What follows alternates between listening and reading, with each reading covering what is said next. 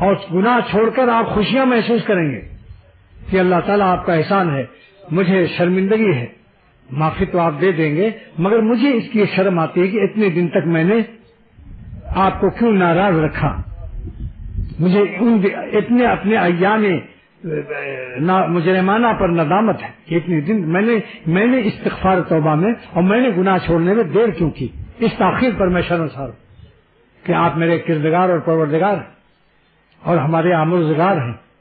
آمرزگار مانے بخشنے والا، پروردگار مانے پالنے والا، کردگار مانے مالک، اور ہم ہیں شرمسار۔ آپ ہیں میرے آمرزگار اور پروردگار اور کردگار، اور ہم ہیں شرمسار۔ اور شرمسار کیسے ہیں؟